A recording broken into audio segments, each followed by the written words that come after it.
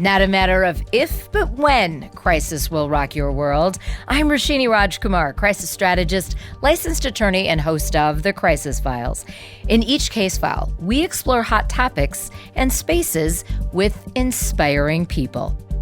Courtney Godfrey is back in the Crisis Files studio. You first met Courtney in Season 2's Case File Number 100, Breaking Views. An amputee and TV journalist, she had set her sights on making the U.S. ski and snowboard team. Courtney has been up and down many mountains. Her epic story of losing her leg in 2017 to what's happened since then is beyond inspirational. Courtney is here for the case file I call No Bad Races.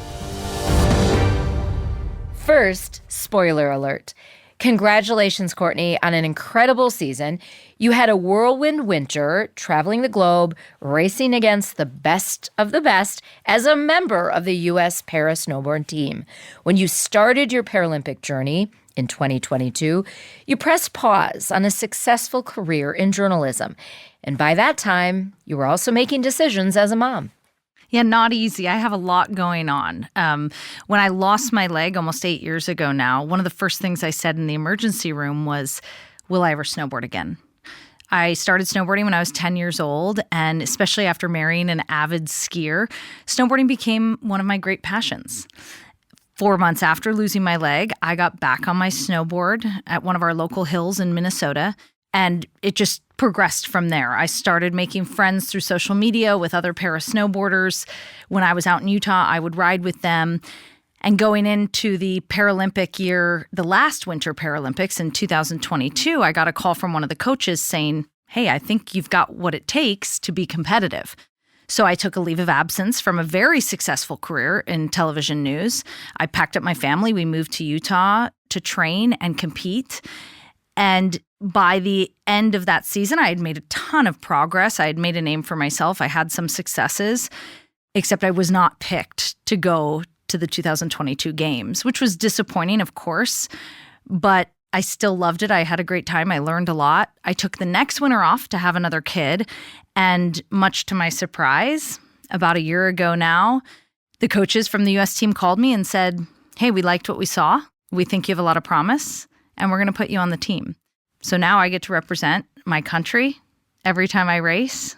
I once again stepped away from my career. I once again moved my family to Utah. I once again traveled the world, but now wearing my country's flag. And that also came with a lot more pressure and a lot more expectation. You kind of talk through it as if it was just a breeze, and it definitely was not. To even 4 months after the accident, to even be able to snowboard again, it also meant you had your prosthetic by then, and you were able to stand on 2 feet, but in a very different way from all of those years when you were on the board in the past. So you had to really have a lot of patience, Courtney. Oh, this sport is a lot about patience, and especially when you start doing it professionally and you're facing all that pressure. I remember my first race this season. I was feeling really confident on the course. It's a very challenging course, but I was feeling good. And we pulled out of the gate for the first race, and I went out of the course pretty much on the first gate. I DNF'd. I did not finish, basically last place. And I had to take that race and the next week go into the next. We were immediately on the road a few days later for our next race. So I had to reset very quickly and take the positives that I could out of that bombing and move on and find some goals in there and leave that race behind and reset. There's a lot that can be learned from our failures. And I know for me, a big part of learning from my failure is not taking the negatives of that failure with me into my next race or my next project or whatever it is. We call this episode No Bad Races. Except there were some bad races, Roshini. But yes, and you inspired me with saying that line to me one time and how you just described that we can learn from the things that didn't go our way. Whether you call them failures, I like to call them learnings because everything gives us the experience to then get back up and do it again. Well, and I really believe in this micro movement. I don't know if you've ever read the book Atomic Habits, but it's all about creating daily habits and making micro progressions. So I got frustrated at the beginning of this season saying, well, I've put in all this work. I've committed my entire life to this, and I'm not seeing the progress that I think I should be seeing.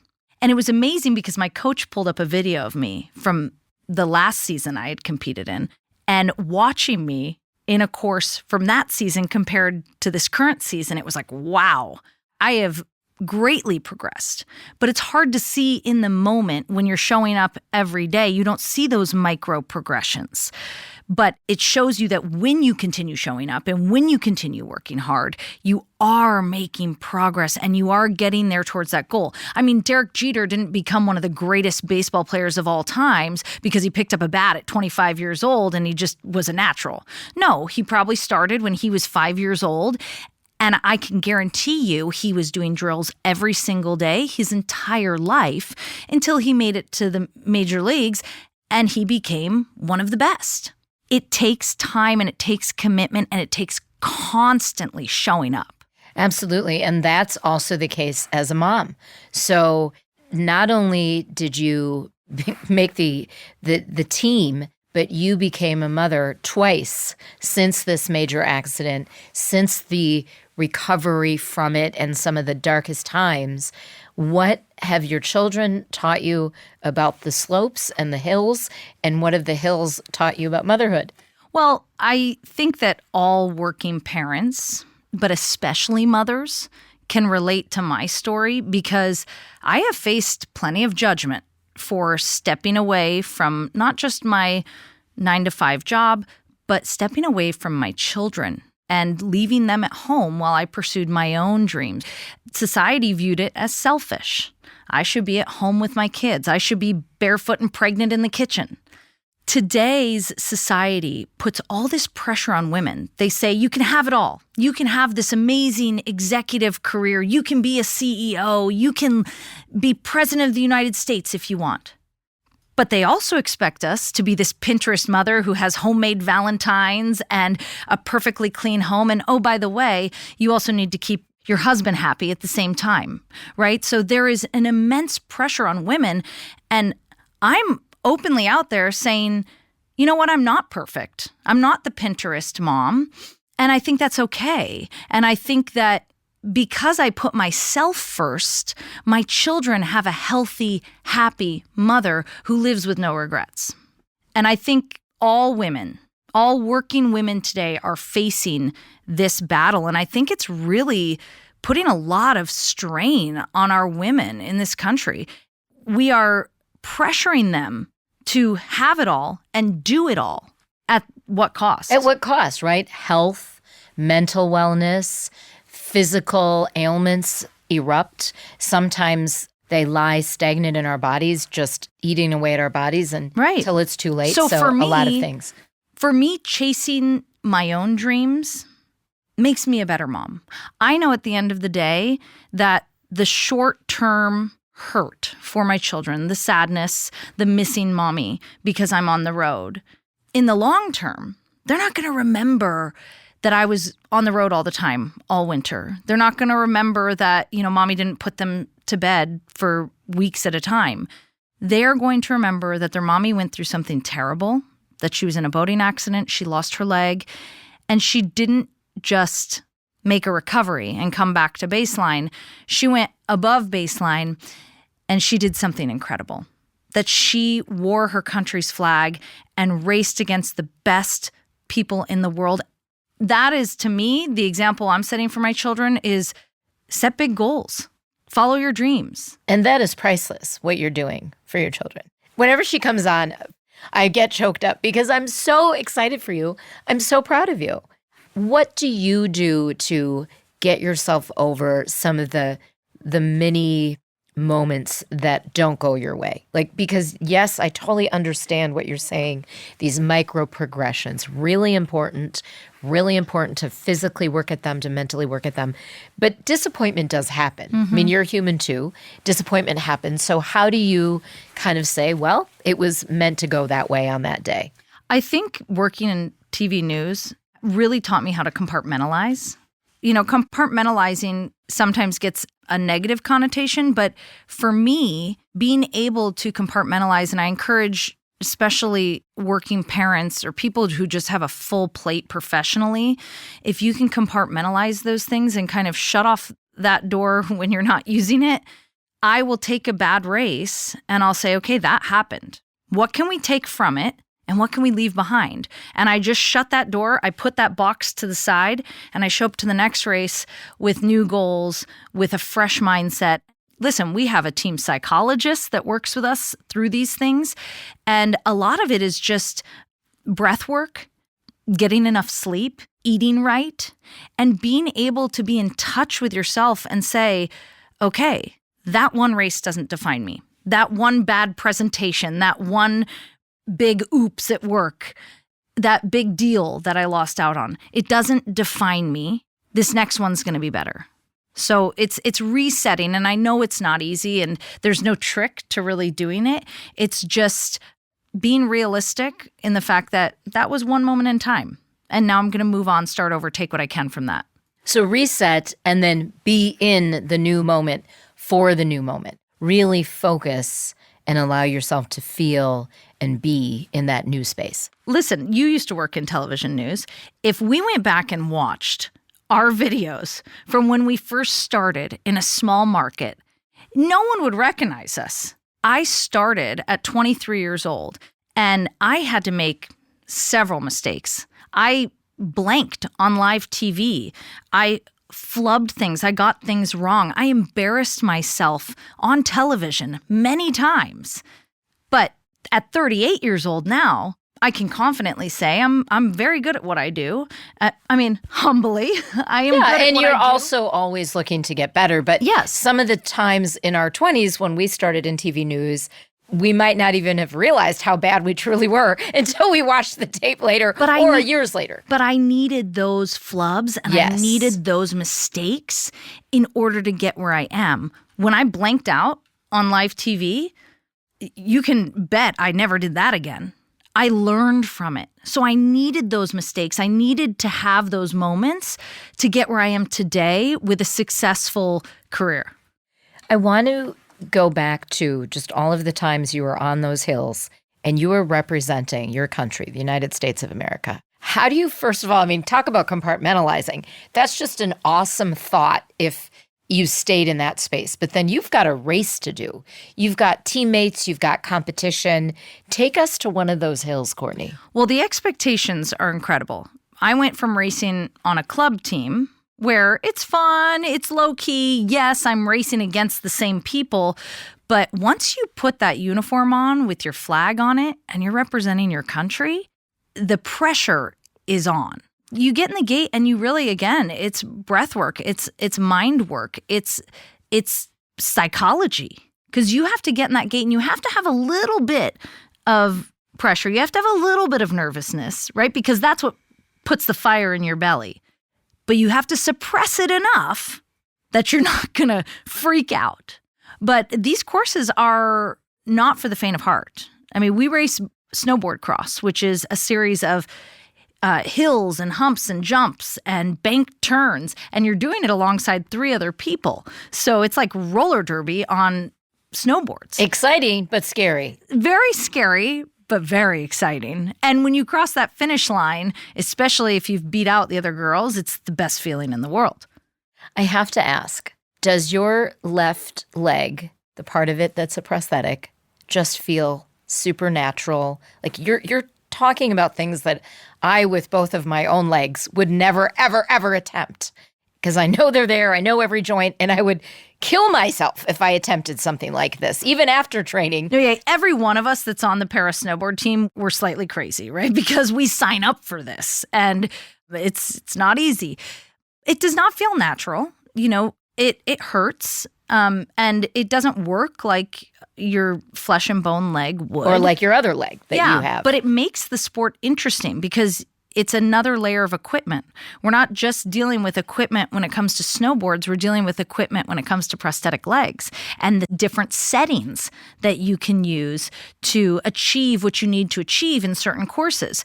If it's snowing and you're dealing with powder, not only are you going to change boards, but you're going to have different settings on your prosthetic. If it's really icy, you might change the pressure or the angle. Describe the settings. This is a whole new concept, and I've talked with you about your prosthetic and the technology of prosthetics over the years. What do you mean? Like, okay, so I'm thinking of my car. I've got different settings and 4-wheel drive and like, kind of. Is kind of like that. Yeah, you put the foot in 4-wheel drive and let's go, baby. It's all about air pressure and ankle flexion. So we don't have ankles, but we have a shock that simulates an ankle. And so in snowboarding, you make a toe side turn by pressing into your toes. And if you don't have an ankle there, you obviously can't do that. So we have a shock in our foot that simulates that ability to kind of like put your weight on your toes. Wow. So in different conditions or different courses, you might want different pressure in that toe. You might want it to give more. You might want it to be a little tighter. Just depends on the circumstances. Wow. It's fascinating. Yeah. And you've grown your family, you've grown your athleticism, you've grown your career, while also just things have changed in the life of those who have prosthetics, which is just fabulous. And you have not let any of it slow you down. I want to talk about one of your most important roles, and I know it is to you, being a mom. Yeah. I mean, my kids are everything to me. And our motto at home is work hard, go fast.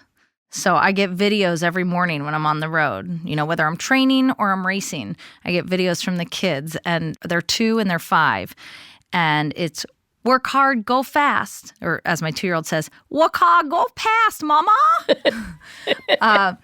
But that's what motivates me, because I know that they're at home with, there's a lot of expectations on me being a member of the U.S. team, but there's even higher expectations on me from those 2 little kids.